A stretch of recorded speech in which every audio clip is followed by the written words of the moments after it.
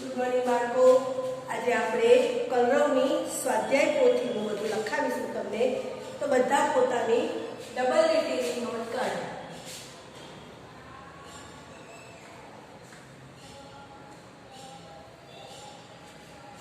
સવાલ જવાબ હું તમને સ્વાધ્યાય પોથીના લખાવું છું.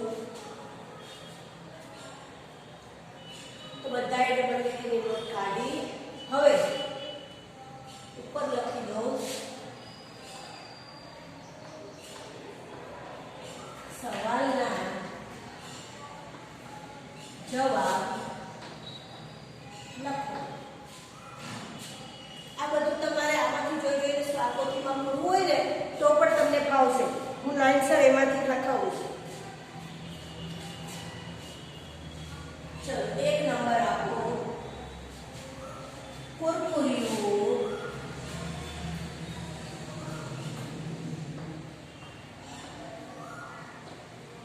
કોનું બચ્ચું છે? હવે હું જવાબ નીચે લખીશ, પણ તમારે ક્યાં લખવાનું ખબર છે ને? તમારી ડબલ લીટીની નોટ છે એમાં નાની લીટીમાં જવાબ લખવાનો છે. તો કુરકુરિયું કોનું બચ્ચું છે ભાઈ? તો કે કૂતરીનું. આ તમારે સ્વાધ્યાય પોથીમાં 2 જવાબ આપેલા છે. કોનું છે? એક કૂતરીનું અને બીજું ગાયનું એવું લખ્યું છે. તો આ કુરકુરિયું કોનું બચ્ચું છે ભાઈ? કૂતરીનું. નાની લીટીમાં લખજો ભાઈ, કોઈ મારી જેમ ના લખશો. બધાએ નાની લીટીમાં જ લખવાનું છે ડબલ લીટીની નોટમાં. પ્રશ્ન બીજો,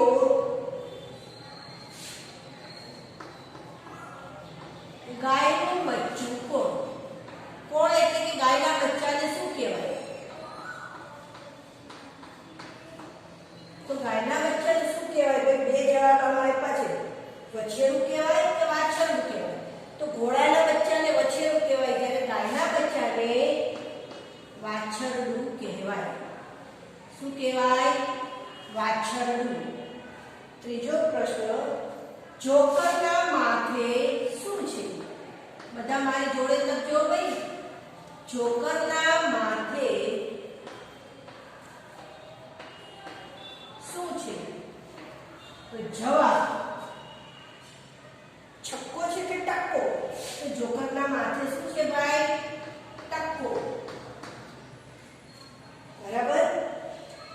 પછી તમારે સ્વાધ્યાય પોથીમાં ખાલી જોઈને શબ્દો લખવાના છે. સામેના પેજમાં જુદા પડતા ચિત્ર ઉપર બોર્ડ કરી દેવાનું. બરાબર. આ પાઠ થઈ ગયો આપણો પૂરો. પાછળ કલરોમાં મનપસંદ રંગ પૂરવાના છે. અને હવે આવી ગયા છીએ આપણે શાળા તત્પરતા 2. તો એના ચિત્ર આપણે પહેલા સવાલ જવાબ લખાવીશ, પછી હું તમને જોડતા કરાવીશ. ચલો, તો હવે આપણે પાઠ બીજો છે એટલે હું નંબર પણ લાઈનસર જ આપું છું. ચોથો, ચક્કીબેનને કોણ કોણ નહીં વઢે? આ પાઠ મેં તમને સમજાવ્યો છો ભાઈ. ચક્કીબેનને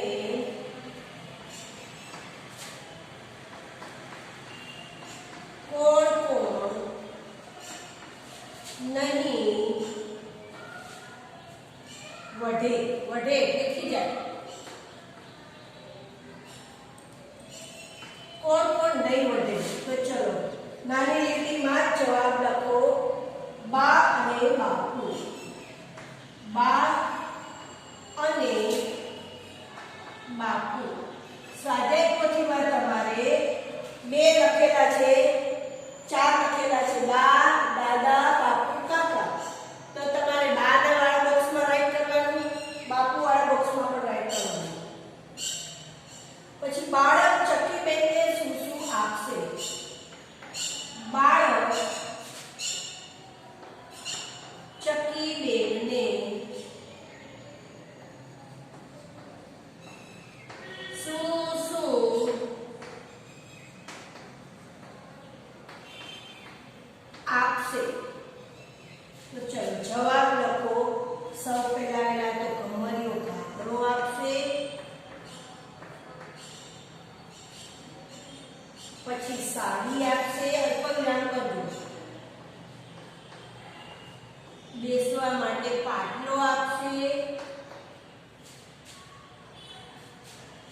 સુવા માટે ખાટલો આપશે,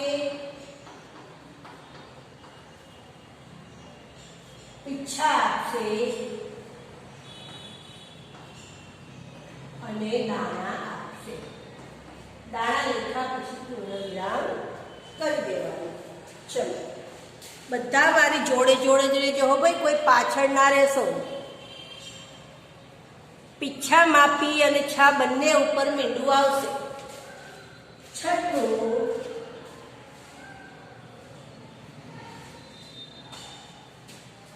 બાળક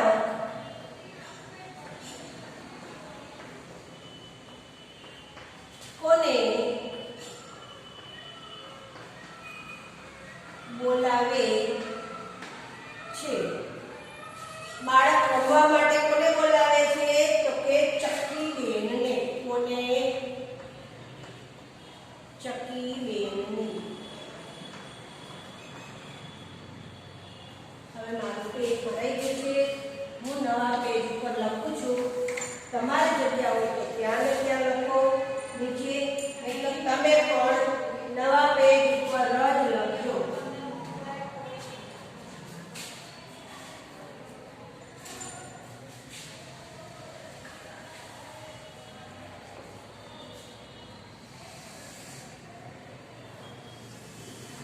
આ સવાલ જવાબો જ્યારે લખો ને ત્યારે બોલી બોલીને જ લખવાના છે. ત્યારે ખાલી ઊંધા પડી કોઈએ છાપકામ કરવાના નથી.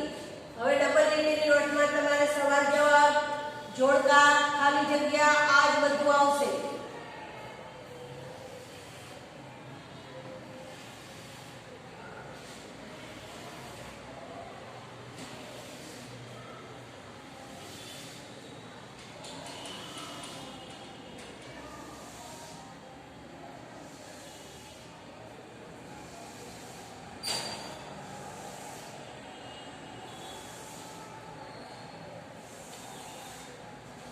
ચલો હવે આપણે આના એના પછીનો પ્રશ્ન. તો પ્રશ્ન નંબર આવ્યા આપણે 7. બાળક ચક્કી બેનને કેમ બોલાવે છે? શું કરવા બોલાવે છે? બાળક ચક્કીને કેમ બોલાવે છે? આપણે સવાલ થોડા આપણે ટૂંકાવી દઈશું. કેમ બોલાવે છે? તો જવાબ લખો રમવા.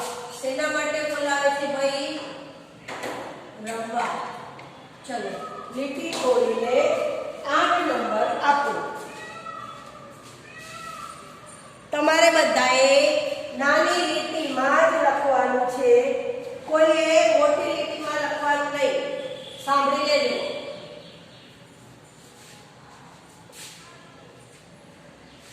બાળક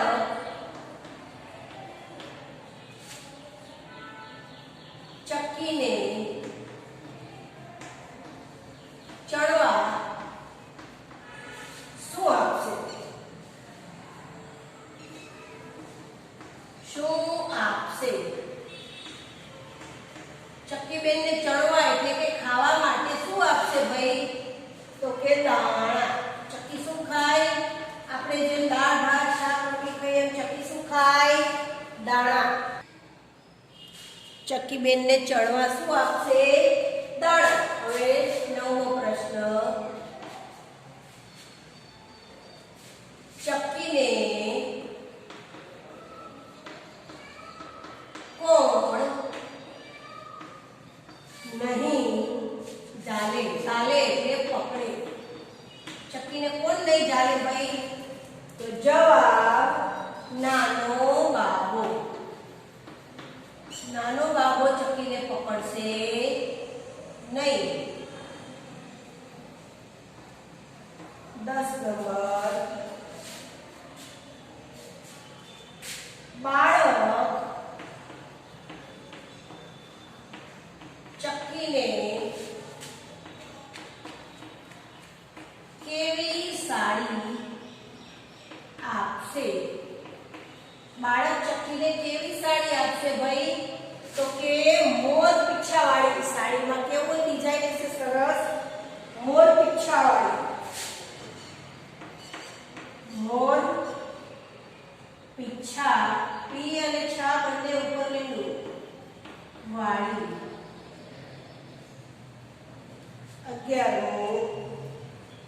બાળક ચક્કીને સુવા માટે શું આપશે? તો જવાબ સુવા માટે શું આપશે ભાઈ? ખાટલો. નીચે નહીં સુવડાવે, ખાટલો આપશે સુવા માટે. અને બાળક ચક્કીને કેવો ખાધો આપશે? 12 નંબર. બાળક ચક્કીને કેવો ઘાઘરો આપશે? તો કેવો ઘાઘરો આપશે ભાઈ? ઘમરિયો, સરસ મજાનો ઘેરવાળો. તો જવાબ લખો ઘમરિયો. ઘમરિયો કેમ લખવાનો એ બરાબર જોજો. કેવો ઘાઘરો આપશે? ઘમરિયો. હવે આપણે જોડકા પણ લખી લઈએ. તો આ બાજુનો હું ભૂસી દઉં છું, બાકી હોય એ સ્ક્રીનશોટ પાડી.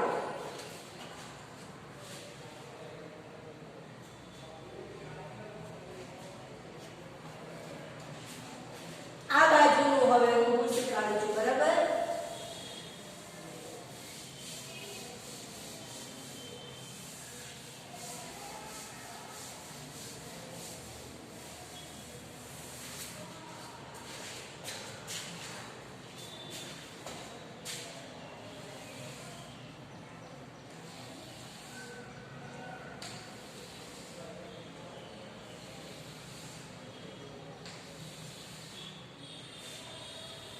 તમારે ડબલ લીટીની નોટમાં જ આ બધું લખવાનું છે અને પછી આમાંથી જોઈ જોઈને સ્વાપોથીમાં તમારે પૂરી દેવાનું, બરાબર?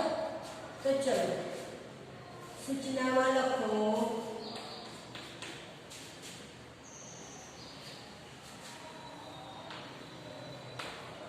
જોડકા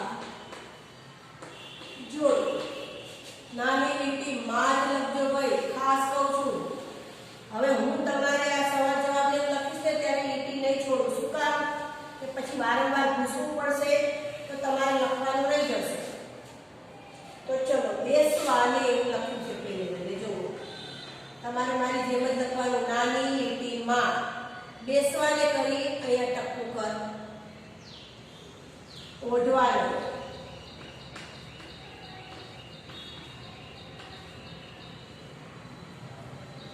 સુવાને,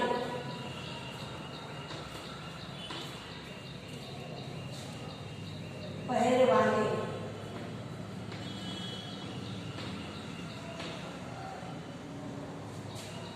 અને ચડવાને.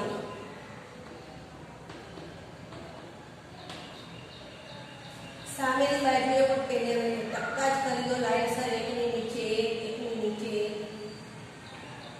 અને પછી લખો ઈચ્છા,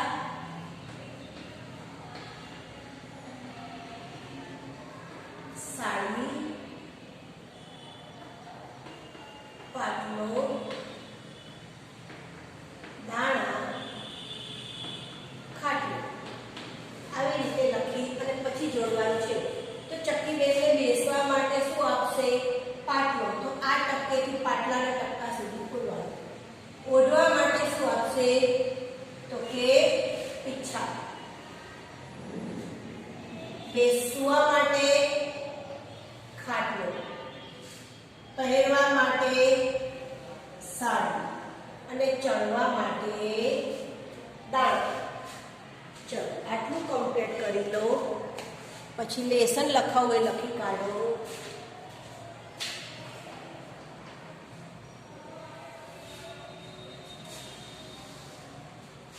કલરવ આજે લખાવે સવાલ જવાબ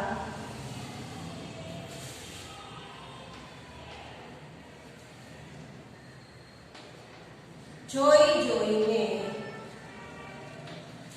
સ્વાધ્યાય પોથી એટલે કે સ્વા પોથીમાં